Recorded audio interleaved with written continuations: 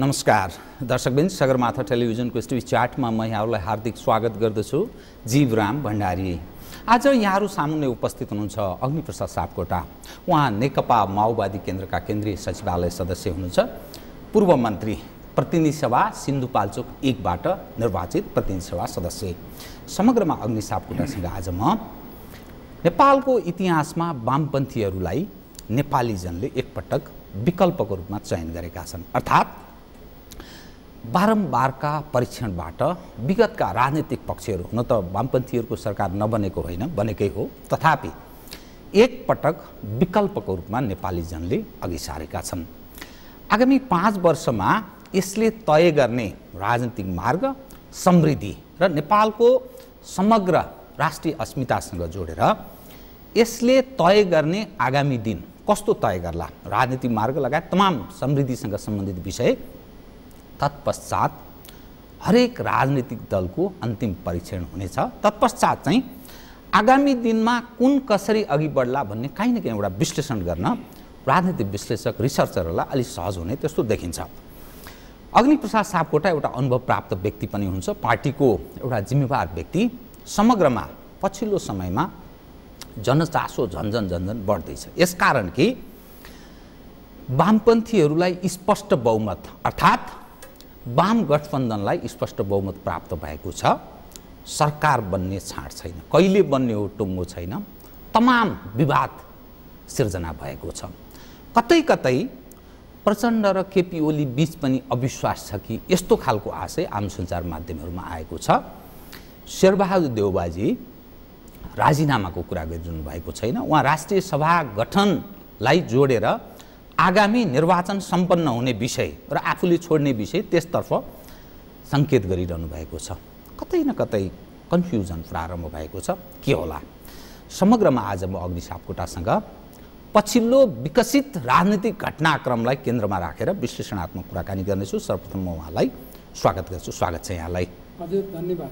सर्वप्रथम यहाँलाई बधाई छ, सिन्धुपाल्चोक प्रतिनिधि सभा क्षेत्रमण्डल 1 बाट यहाँ निर्वाचित हुनुभयो। यहाँको आगामी दिन बडा सुखद रहोस्, बधाई छ यहाँलाई। बधाईका लागि नि धन्यवाद।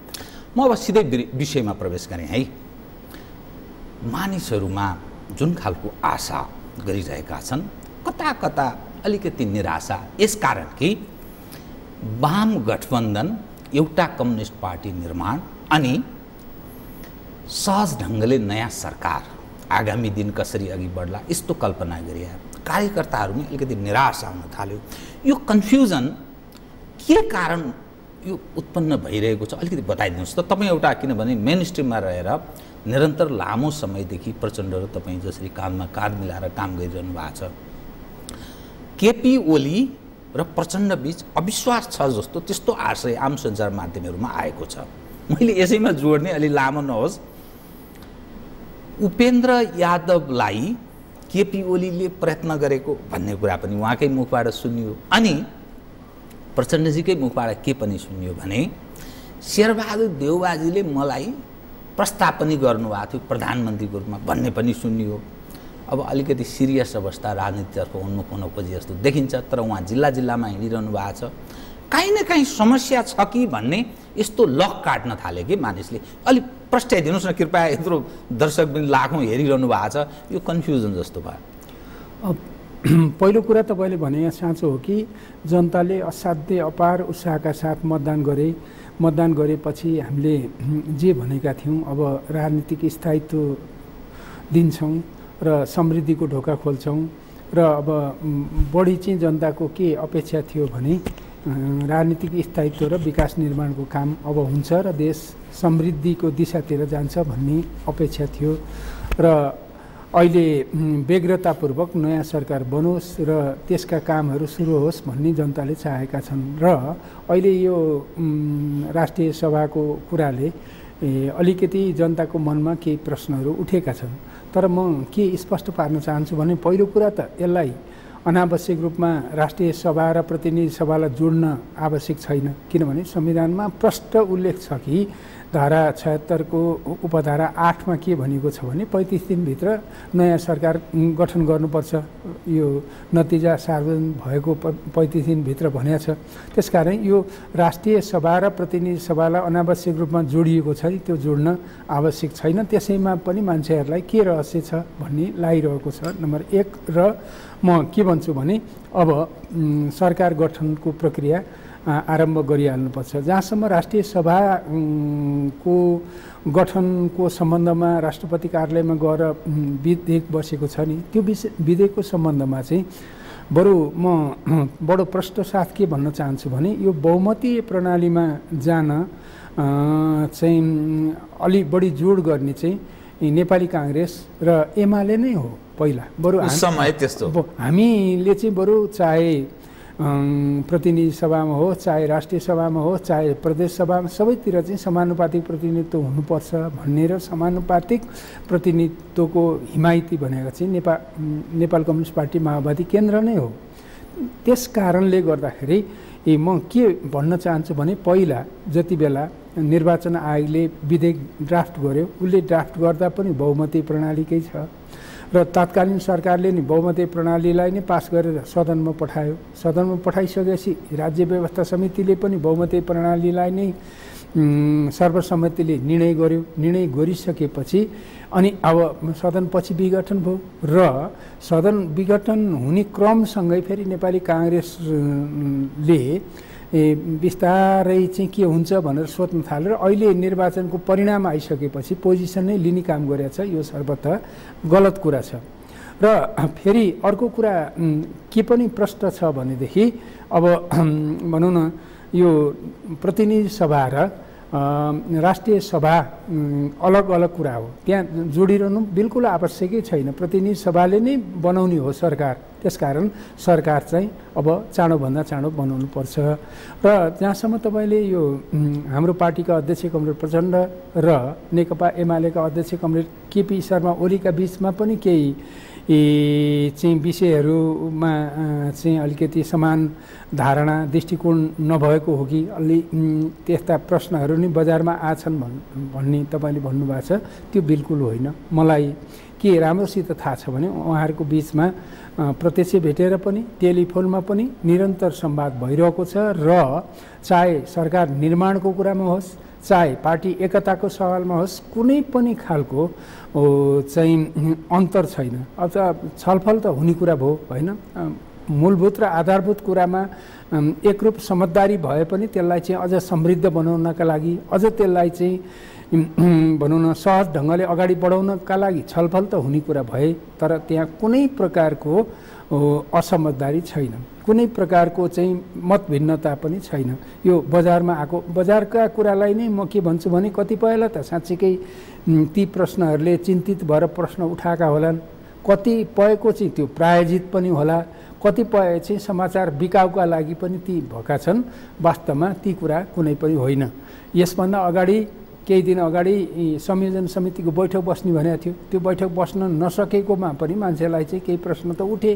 भएको के हो भने भैरवमा हुनुहुन्थ्यो हाम्रो पार्टी अध्यक्ष, त्यो दिन मौसम प्रतिकूल भयो, उहाँ चाहिँ काठमाडौँ आउन सक्नु भएन, भैरवबाट उहाँ चितवन आएर बस्नुभयो। त्यो दिनको चाहिँ बैठकको प्राविधिक कारणले स्थगित हुन गएको हो।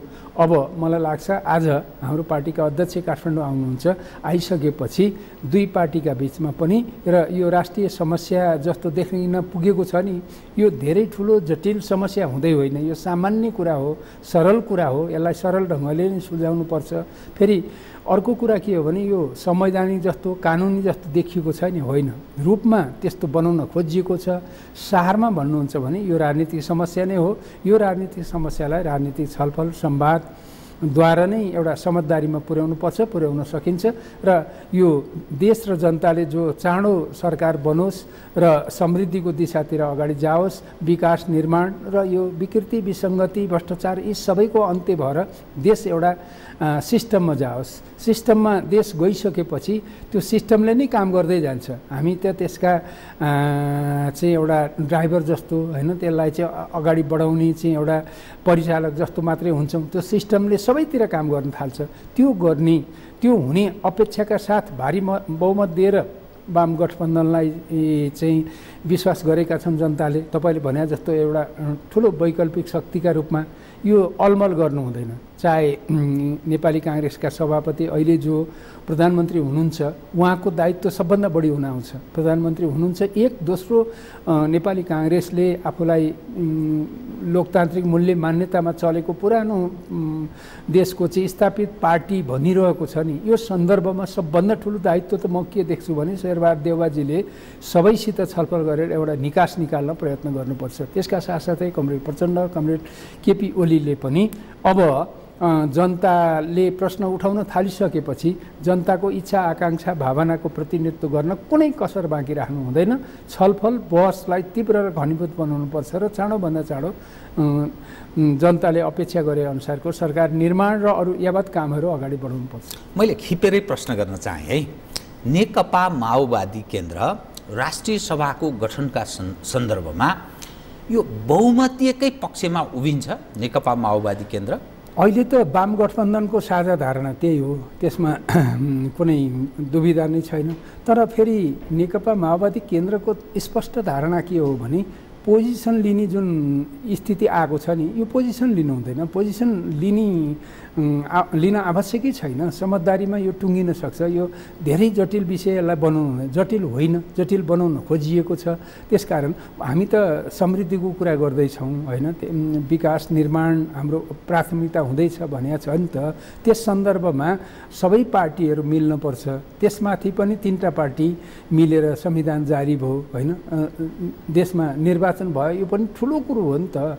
अझ शेरबहादुर देउवाजीको लागि त यति ठुलो कुरो गरेर राष्ट्र र जनताले चाहिँ उहाँलाई चाहिँ धन्यवाद दिएका छन्। अब साना साना कुरामा लोभ गरेर होइन, साना साना कुरामा चाहिँ पोजिसन खडा गर्न उहाँले पनि हुँदैन।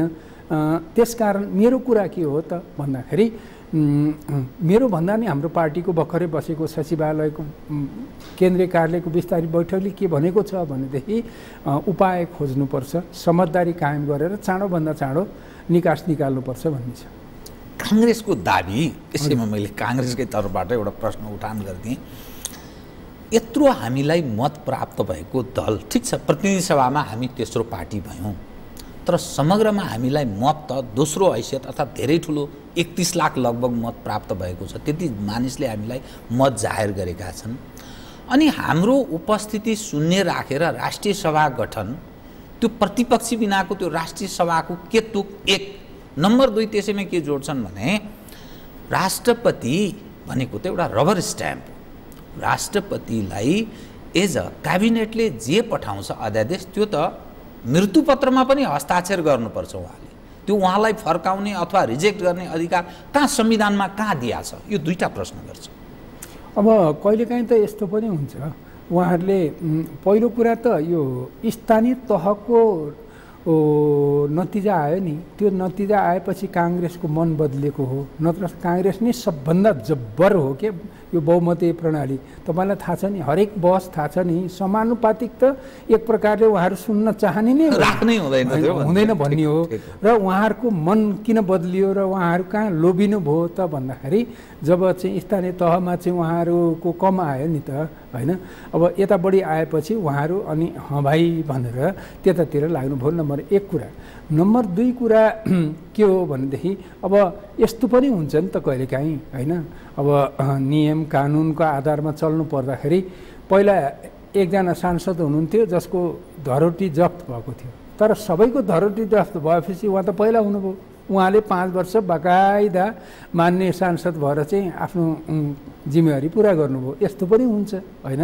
त्यसकारण सुन्ने नहुनुपर्ने होइन, सुन्ने नहोस् भन्ने सबैको कुरा हो। सुन्ने भए पनि त मान्नु पर्यो नि त। जे कुरा सुनिश्चित गरेको छ संविधानले, नियमले, कानुनले, हाम्रो विधि प्रक्रियाले, परम्पराले, त्यसलाई त मान्न पर्यो। त्यसकारण सोझै उहाँहरूको पनि राजनीतिक स्वार्थ छ, त्यसमा पुरै हामीले चाहिँ छैन कि भन्ने ठान्नु पर्दैन।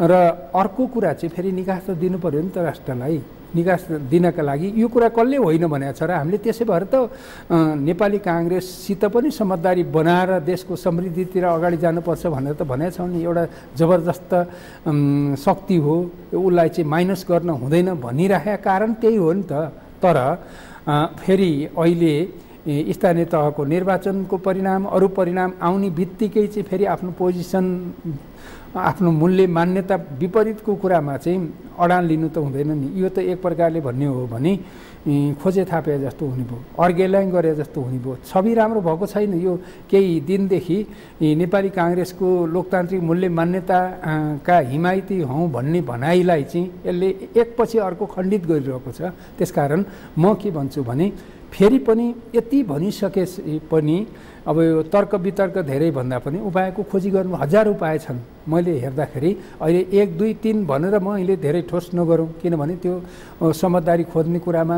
कतै न कतै असर पर्न सक्छ। तर उपायहरू छन् र समझदारी नै कायम गरेर जानुपर्छ। अनि यो प्रतिनिधि सभाको समानुपातिकका बारेमा निर्वाचन आयोगको पछिल्लो अवस्थामा भूमिका कस्तो रह्यो तपाईँहरूको बुझाइ? अब निर्वाचन आयोगले त्यो सार्वजनिक गर्नुपर्छ, त्यो उसको जिम्मेवारी हो। राष्ट्रिय सभा सहितको भन्ने कता कता लवज आएको छ। त्यो लवज गलत छ। त्यो लवज उसले प्रकट गर्नु हुँदैन। प्रथम मानेन भने के गर्ने ल बताइदिनुहोस् त। एउटा संवैधानिक अंग हो, उसले राष्ट्रिय सभा सहितको अनि 2074 माघ 7 सम्म निर्वाचन आयोगले के जवाफ दिन्छ? उसले ड्राफ्ट गरेको प्रति त हामीसित सुरक्षित छ नि। ऊ आफ्नै अडानबाट किन पछि हट्छ? त्यसो भएपछि उसको त भेस्टेड इन्ट्रेस्ट छ भन्ने भयो नि त। उसले त मान्नै पर्छ, नमानी सुखै छैन। किन त्यस्तो गर्न पाइन्छ र कतै ढल्कन पाइन्छ र? 2074 माघ 7 सम्म समग्र निर्वाचन सम्पन्न भइसक्नुपर्छ, संविधानले त्यही व्यवस्था गरेको छ। राष्ट्रिय सभाको सवालमा त्यस बेलासम्म भइसक्नुपर्ने कि राष्ट्रिय सभाको चाहिँ पछि गर्दा पनि हुने, या संवैधानिक कहीँ न कहीँ सङ्कट उत्पन्न हुने स्थितितर्फ हुने, के हुने यो सवालमा? अब संवैधानिक सङ्कट त उत्पन्न हुन्न, बिल्कुल हुन्न। किनभनेदेखि निर्वाचन गरिसक्नुपर्छ भनेको छ, निर्वाचन प्रक्रिया त अगाडि बढिसकेको छ। तर त्यो सवाल चाहिँ मुख्य सवाल होइन। किनभने कानुनले के भन्छतिर होइन, तपाईँले पृष्ठभूमि भन्नुभएको छ नि, त्यो कुरा चाहिँ मुख्य हो। यत्रो चाहिँ करोडौँ जनताले होइन त्यस्तो उत्साहका साथ मतदान गरेका छन् होइन, मूलभूत कुरा काम सम्पन्न भएको छ। अब यो ढिलाइ गर्नु भने त यो त राजनीतिक पार्टीहरूको पनि कमजोरी हो, सरकारको पनि कमजोरी हो, निर्वाचन आयोगको पनि कमजोरी हो। सबैले आफ्ना कमजोरीप्रति चाहिँ छिटोभन्दा छिटो यथाशीघ्र समीक्षा गर्दै राष्ट्रलाई निकास दिने कुरामा त कुनै तिर नढल्की राष्ट्र र जनतालाई केन्द्रमा राखेर जसरी शेरबहादुर देउवाजीले होइन चुनाव हार्ने देख्दै होइन निर्वाचन गराउनु भयो नि, त्यो त राम्रो कुरा छ नि। त्यसले चाहिँ जनताहरू खुसी भएका छन्, उहाँलाई धन्यवाद दिएका छन्। त्यसै गरी अब फेरि उहाँले यता सानातिना कुरामा नअल्झिकन उहाँले नै संयोजनकारी भूमिका खेल्नुपर्छ। त्यसका साथै कमरेड प्रचण्ड, कमरेड केपी शर्मा ओली होइन, निर्वाचन आयोग, राष्ट्रपति कार्यालय सबैले चाहिँ असाध्य चाहिँ जिम्मेवार भएर होइन, यो चाहिँ औपचारिक कुरा मात्रै होइन, अनौपचारिक कुरामा त कुरा यसो हो भनेर आफ्ना धारणा राखेर राष्ट्र र जनतालाई केन्द्रमा राखेर गर्ने हो भने यो चाहिँ सम्पन्न हुन्छ। तपाईँले भने जस्तो हो, माघ 7 गतेभित्र सबै काम सम्पन्न गर्नुपर्छ। तर संवैधानिक सङ्कट चाहिँ आउँदैन, किनभने निर्वाचन सम्पन्न भइसक्नुपर्छ भनेको छ नि। त्यहाँ निर्वाचन त सम्पन्न भइ नै सकेको छ। संवैधानिक सङ्कटको बारेमा त हामी मुक्त भइसकेका छौँ। त्यो मुक्त भइयो भनेर फेरि ढुक्क बस्ने कुरा बिल्कुल गलत हुन्छ र त्यसभन्दा अगाडि नै सक्नुपर्छ र संवैधानिक पनि कुनै कुरा प्रश्नै उठ्दैन नि त्यसो भइसकेपछि। र मुख्यतः म फेरि दोहोऱ्याएर भन्छु, यो सवाल चाहिँ राजनीतिक सवाल हो। राजनीतिक रूपमै समझदारी कायम गर्नुपर्छ र छलफल तत्काल आरम्भ गर्नुपर्छ। अनि तपाईँले भन्नुभयो नि त्यो संविधानको धारा 76 को 8 प्रतिनिधि सभाको त्यो निर्वाचन सम्पन्न भएको अर्थात् चुनिएको 35 दिनभित्र नयाँ सरकार गठनको जुन कल्पना गरेको छ हाम्रो संविधानले। त्यो 35 दिनभित्र सरकार गठन हुने सम्भावना देख्नुहुन्छ अथवा निर्धक्कका साथ ढुक्कका साथ भन्न सकिन्छ अब सरकार गठन हुन्छ भन्न सक्छु है। पछिल्लो मिति त्यो चाहिँ के हुन्छ भने अन्तिम ऊ चाहिँ मलाई याद भएन, तपाईँलाई याद छ कि के छ, पछिल्लो घोषणा क्या सबभन्दा पछि प्रतिनिधि सभाको सदस्य निर्वाचित भएको घोषणा गरेको दिन कुन हो। तर मलाई के पूर्ण विश्वास छ भने त्यसको 35 दिनभित्र नेपालमा सरकार बन्छ। अब अझ म त के भन्छु भने 35 दिन नै कुर्नु हुँदैन, पर्दैन, जरुरी छैन हैन। जनताले मत दिइसक्यो, चुनिने चुनिसके, जनमत देखिसक्यो, किन प्रश्न भइसक्यो, के जरुरी छ। अब म सिधै कहीँ न कहीँ राष्ट्रिय राजनीतिक मुद्दालाई केन्द्रमा राखेर अगाडि बढाएँ फेरि थप। ठिक छ। अब मानिसले अलि प्रश्न सुन्न चाहन्छन् के प्रधानमन्त्री को हुने बताइदिनुहोस् त। अब वामपन्थीहरूको सरकार बन्नेमा कुनै त्यस्तो विवाद रहेन, कतिपय विवाद हुन सक्छ भनेर भन्छन्, तर पनि त्यस्तो विवाद छ जस्तो मेरो बुझाइमा जस्तो छैन। प्रधानमन्त्री को बन्ने अनि त्योसँगै जोडिएको नेताको व्यवस्थापन र एकताको कुरो कसरी अघि बढ्दैछ, के भइरहेको छ अन्तर्कुन्तरमा, अन्डर करेन्ट के भएको छ सुन्न चाहन्छन् मानिस। अब पहिलो कुरा चाहिँ के भने अब यो स्वाभाविक रूपमा प्राकृत ढङ्गले सोच्दाखेरि होइन सबभन्दा ठुलो दल जुन भएको छ होइन, आम रूपमा मान्छेले चाहिँ सोच्ने कुरा त्यही हुन्छ र ठुलो दलको नेता नै प्रधानमन्त्री हुने कुरा हुन्छ। प्रारम्भ खड्गप्रसाद ओलीजी प्रधानमन्त्री यो कुरा स्वाभाविक देखिने कुरा हुन्थ्यो। त्यसमाथि पनि हामीलाई अब सहिलो के छ भने हाम्रो पार्टीका अध्यक्ष कमरेड प्रचण्डले अब ठुलो पार्टी भएको हिसाबले ओलीजी नै प्रधानमन्त्री हुने कुरा स्वाभाविक हुन्छ भनेर भनिसकेको अवस्थामा हामीले त्यो कुरा भन्नका लागि विवाद रहेन होइन। त्यो स्वाभाविक पनि छ, हामीलाई चित्त पनि बुझेको छ त्यसो हुने हुन्छ। अब अरू कुराहरू अब फेरि यो निर्णय भएको कुरा त होइन होइन। अब हाम्रो पार्टीमा पनि निर्णय भइसकेको छैन, सम्भवतः एमालेमा पनि औपचारिक रूपमा ब्ल्याक एन्ड व्हाइटमा निर्णय भएको छैन। हुनसक्छ यो कुरा पार्टी संयोजन समितिमा बसेर निर्णय गर्नुपर्छ। अब छुट्टा पार्टीमा भन्दा पनि छुट्टा पार्टीमा निर्णय गर्ने पनि अहिलेसम्मलाई चाहिँ ठाउँ छ होइन। तर त्यो भन्दा पनि पार्टी संयोजन एकता संयोजन समितिले निर्णय गर्नुपर्छ। सम्भवतः फेरि निर्णय गर्दा यी कुराहरू जो छन् नि स्वाभाविक छन् नि, स्वाभाविक कुरालाई नै चाहिँ फेरि औपचारिक निर्णय दिइन्छ भन्ने मलाई लाग्छ। अनि यो नेताहरूको व्यवस्थापन एकताको कुरो कसरी अघि बढ्या छ, जस्तो विभिन्न बाँडफाँडको कुरा आउँछ नि, राष्ट्रपति पनि खाली हुन्छ, सभामुखको पनि नयाँ परिस्थिति बन्ने भयो, अनि यो कसरी हुन्छ। पार्टी महाधिवेशन एकताको कुरा गर्नुभएको छ, 6 बुँदे सहमति पत्रमा एउटा बुँदामा त एउटा कम्युनिस्ट पार्टी निर्माण गर्ने कुरा छ, त्यसैको उत्साहस्वरूप जनताले मत पनि दिए। यसको कसरी के भइरहेछ, छलफलको क्रममा के भइरहेछ यो बताइदिनुहोस् न। अब अहिले अनौपचारिक छलफल भइ नै रहेछ, नेताहरूले आफ्नो दिमाग त्यतातिर लगाइ नै रहेका छन् र अब तपाईँले अहिले भने जस्तो सर्वाधिक महत्त्वपूर्ण कार्यकारी पदहरू होइन, यो पार्टी त मर्ज हुँदै गरेको होइन, समाहित भएको नि होइन, त्यो कोअप्ट पनि होइन होइन। यो त के भने एकीकरण हो नि, एकता हो नि त होइन। अब सिटमा कम बेसी होला होइन, ठ्याक्कै हुने पनि हुँदैन। त्यस कारण यो एकीकरण भएको हुनाले, एकता भएको हुनाले यहाँ चाहिँ दुवै पार्टीको सम्मानजनक स्थिति हुने कुरा भयो। त्यसो भइसकेपछि के हुन्छ त भन्दाखेरि अब स्वाभाविक रूपमा भने नि नभने नि त्यहाँ चाहे सरकारमा होस् चाहे चाहिँ पार्टीमा होस् होइन, पार्टीभित्रै पनि चाहिँ विभिन्न विचार समूहहरू पनि हुन्छन् होइन। त्यो भने पनि नभने पनि हुन्छ। अब त्यसलाई कसैले चाहिँ गुटबन्दीसम्म चाहिँ विकास गर्छन् होइन, विचार मिल्नेहरू मिलेर बहस त गर्छन् नि। पार्टी एउटै पार्टीभित्र त हुन्छ भने दुईवटा पार्टी एकता गर्दाखेरि स्वाभाविक रूपमा के हुन्छ त त्यहाँ भन्दाखेरि अलिकति पावर सेयरिङको कुरा पनि हुन्छ। त्यसो गर्दाखेरि अब पार्टी एकता हो भनेर दुवै पार्टीका नेता कार्यकर्ताले गर्व गर्न सक्नु पर्यो नि, सबै उत्साहित खुसी हुनु पर्यो नि त। यो त यस्तो महान अभियानतिर नै हामी जाँदैछौँ। त्यसो हुँदाखेरि अहिले अब हुनसक्छ अब सरकारको नेतृत्व एउटा पार्टीको नेताले होइन, पार्टीको नेतृत्व एउटा पार्टीको नेताले गर्ने गरी समझदारी पनि बनाउन सकिन्छ। छलफल अहिले प्रारम्भ मात्रै भएको छ, अलि मूर्त गर्न समय बाँकी छ। काहीँ न काहीँ त्यो एकतामा तुषारापात सिर्जना हुन्छ कि क्या हो भन्ने रूपमा नि कतिपयको बुझाइ हुन त तपाईँहरूको आलोचना गर्नेहरूले पनि अलिकति थप त्यसलाई पुट पनि दिएका होलान् अथवा नकारात्मक दृष्टिकोण राख्नेले केपी ओली प्रधानमन्त्री र अध्यक्ष त केपी ओली नै हुनुपर्छ भन्ने दृष्टिकोण त्यो एङ्गलबाट आएको छ र एमालेको नेतृत्व तहबाट आएको हुनाले त्यो ओलीजीकै इसारामै होला भन्ने लक पनि कतिपय मानिसले काटेका छन्। अनि कता कता तपाईँहरूको मनमा पनि चिसो पसिया के हो यो भन्ने, त्यसकारण यो अलमल भइरहेछ राजनीतिक रूपले भन्छन् क्या।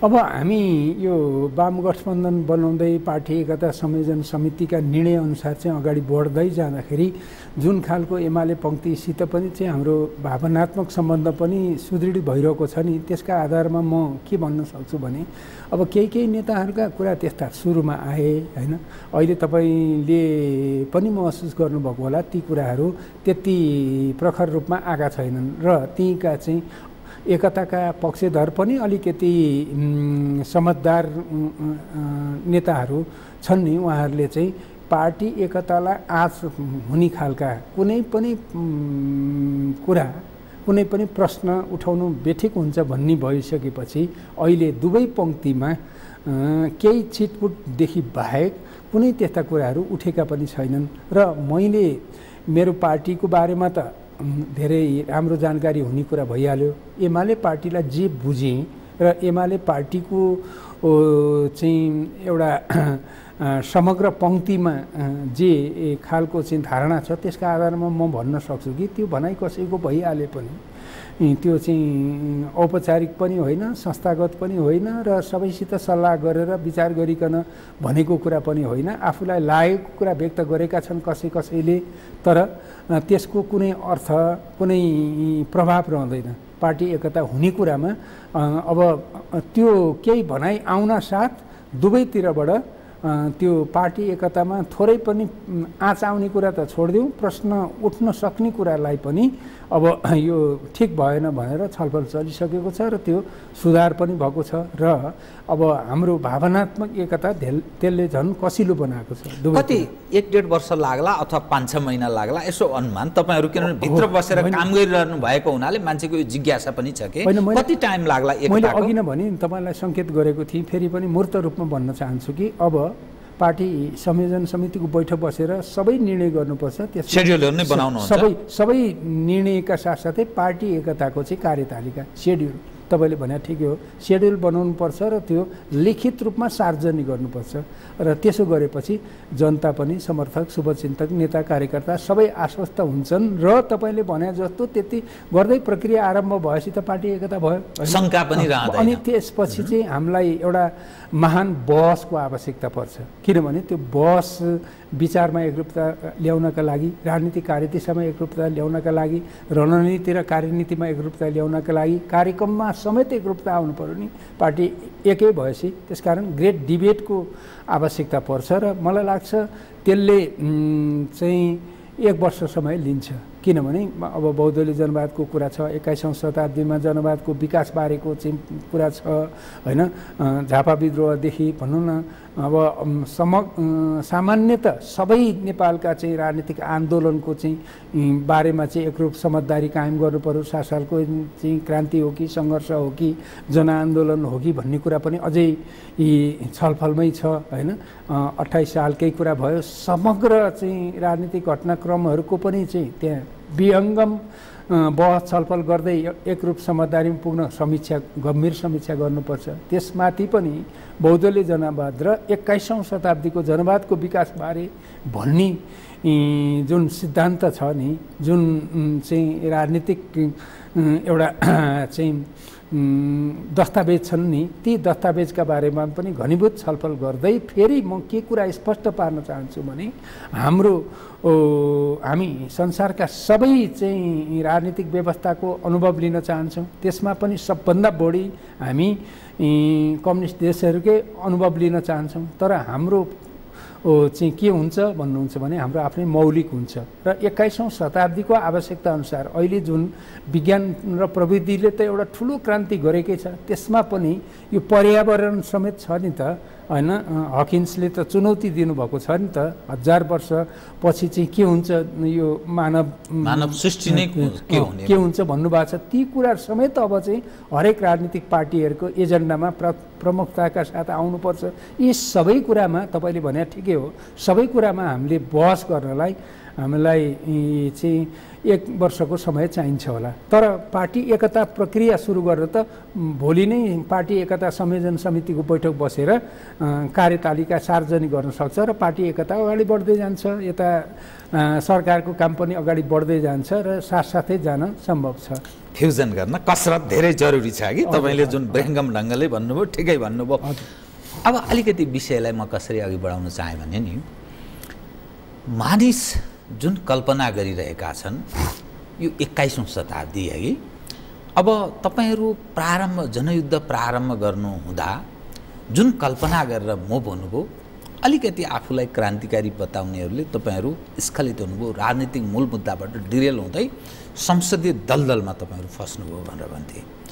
तर नतिजा एज अ मतको हिसाबले तपाईँहरूले तय गरेको बाटो अहिलेसम्म हेर्दाखेरि ठिकै बाटो तपाईँहरूले तय गर्नुभएछ।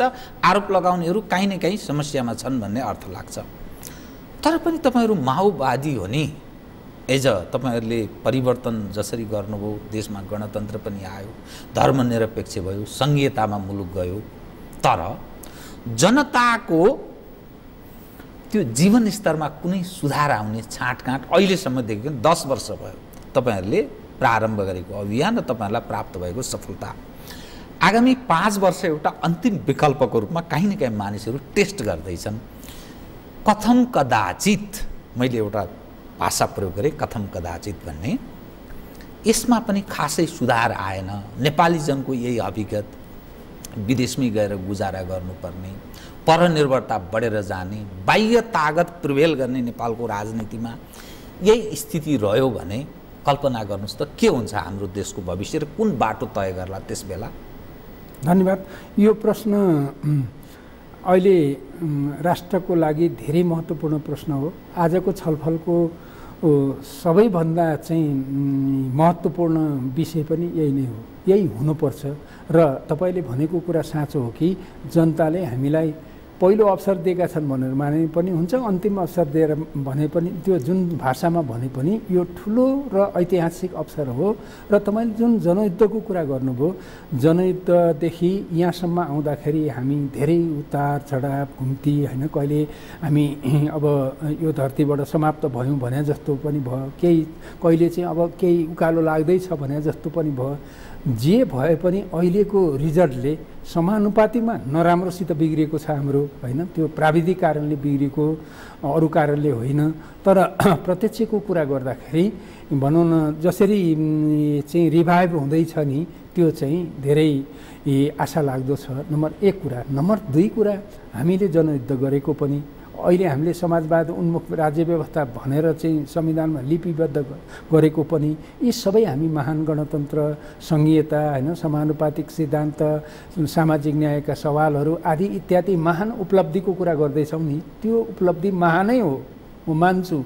तर त्यो महान उपलब्धिले अब जनताको जीवनमा परिवर्तन आउनु पर्यो। त्यो जनताको जीवनमा परिवर्तन आउने भने त आर्थिक जीवन, आर्थिक स्तर बढ्नु पर्यो अनि आर्थिक समृद्धितिर जान पर्यो। त्यो नभएसम्म हामीलाई चाहिँ यसो गऱ्यौँ र उसो गऱ्यौँ भन्ने पूर्ण रूपमा चाहिँ दावा गर्ने ठाउँ रहने छैन। र अब तपाईँले भने जस्तो अब वाम गठबन्धनका नेताहरूलाई चाहिँ बहानाबाजी गर्ने ठाउँ पनि छैन। र अब ठुलो कमजोरी हुन्छ। जनताले यत्रो ठुलो जनादेश दिइसकेपछि आउने सानातिना समस्यामा अल्झेर गम्भीर नभएर फेरि यो समृद्धिको दिशातिर अगाडि जाने कुरामा चाहिँ विलम्ब भएको छ। मलाई भन्नुहुन्छ भने म वास्तवमा सन्तुष्ट छैन, विलम्ब भएको छ। उत्साह भने अर्कै कुरा, त्यत्रो उत्साहमा अहिले नै कमी आइसकेको छ म भन्दिनँ। तर जुन बेगले जानु पर्थ्यो नि समृद्धि, निराशा काहीँ न काहीँ निराशा त पलाएको छैन। त्यो उत्साहमा कमी आउँछ कि भन्ने मलाई डर लागिरहेको छ। र म तपाईँलाई के विश्वास दिलाउँछु भने चाँडोभन्दा चाँडो यी सबै कामहरूका ढोका खोल्नुपर्छ र काम अगाडि बढ्नुपर्छ। र समृद्धिको कुरा जहाँसम्म गर्नुभएको छ, मलाई त यो निर्वाचनपछि इतिहासमै नभएको आत्मविश्वास बढेर आएको छ। र मैले निर्वाचनको बेलामा पनि मतदाताहरूसित मत माग्दाखेरि पनि अहिले विजय सभाहरूमा नि प्रष्ट शब्दमा के भनेको छु भने हामीले धेरै ठुलो राजनीतिक परिवर्तनका साथसाथै त्यसका संरचनाहरू निर्माण गरिसकेका छौँ। स्थानीय तह सामान्य कुरा होइन।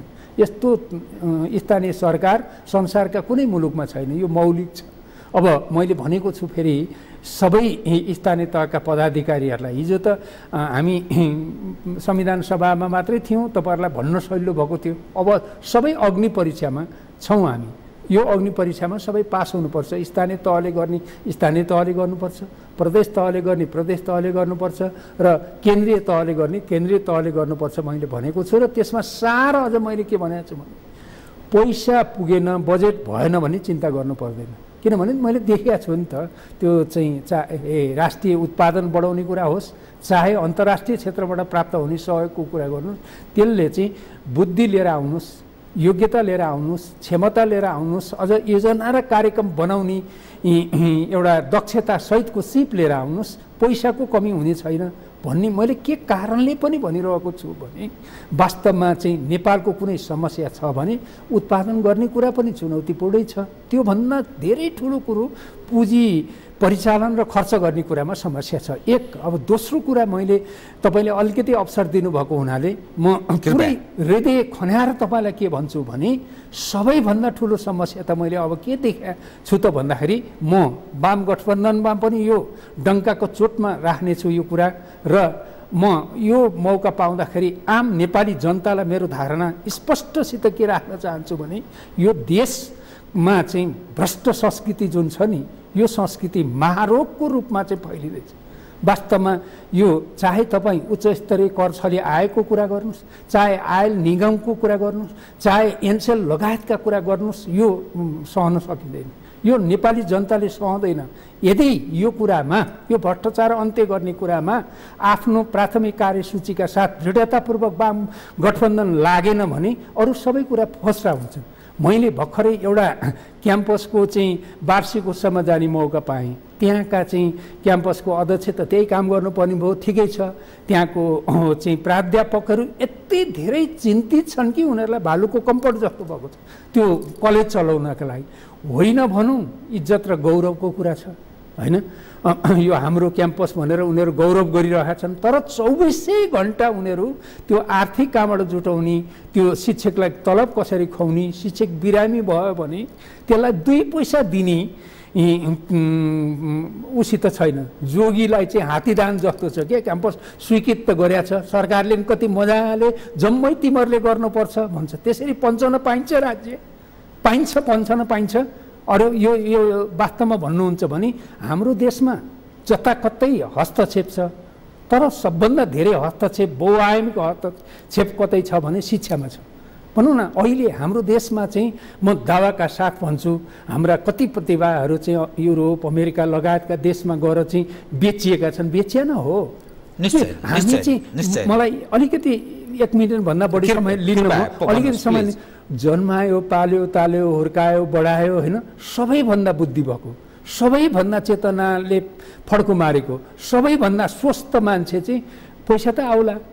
कहाँ छ छोरो अमेरिका, कहाँ छ छोरो अस्ट्रेलिया, कहाँ छ जानुपर्छ ज्ञान हासिल गर्नका लागि। मातृभूमिभन्दा ठुलो त कोही छैन नि। यहाँ बसेका छन् सबै मान्छेका ऊर्जा चाहिँ छोरा नातिहरूले ल्याएको पैसा खाएर सबै चाहिँ ऊर्जाविहीन जस्ता भएका छन् क्या। त्यो ऊर्जाशील मान्छेलाई लगाउनुपर्छ। त्यसकारण भ्रष्टाचार चाहिँ सबैभन्दा ठुलो चाहिँ हाम्रो समस्या हो। त्यसको अन्त्य त नभनौँ, म त्यो बढी अवस्तुवादी होला, अवैज्ञानिक कुरा होला। त्यसलाई नियन्त्रण गर्ने र ती सारा भ्रष्टाचारका नियन्त्रण गरेको कुरा चाहिँ शिक्षाको विकासमा लैजानु पर्यो। शिक्षा यस्तै भद्रगोल गरेर राख्न पाइन्छ? यो शिक्षा अहिले कहीँ सेवामुखी छ र नाफामुखी छ। त्यसकारण मेरो भनाइ चाहिँ के छ भने, मलाई अलिकति समय दिनुभयो भने अब कृषिको आधुनिकीकरण, विविधीकरण, यान्त्रिकीकरण, औद्योगिकरण यो छँदैछ, नेपालमा गर्नै पर्छ, आधारभूत कुरा हो। अब पर्यटनलाई प्राथमिकता राख्नुपर्छ, जलस्रोत दोस्रो प्राथमिकता, तेस्रो खनिज र जडीबुटी। यसले एकातिर शिक्षाको चाहिँ विकासमा चाहिँ ठुलो योगदान गरिरहेको हुन्छ, अर्कोतिर बेरोजगारीको समस्या छ नि, त्यो बेरोजगारीको समस्या, भ्रष्टाचारलाई नियन्त्रण गर्ने, त्यहाँबाट पैसा आउँछ। अनि मैले भने प्राथमिकता यसरी दिने, अनि प्राविधिक शिक्षामा जोड दिने। अब भन त लाखौँ लाख हामीलाई चाहिँ त्यसरी जाने हो भने त हामीलाई चाहिँ प्राविधिक चाहिन्छन्, एकअर्कासँग सम्बन्धित भएर बहुआयामिक छ के हो, यसरी जान्छ र समृद्धिको ढोका खोल्न सकिन्छ।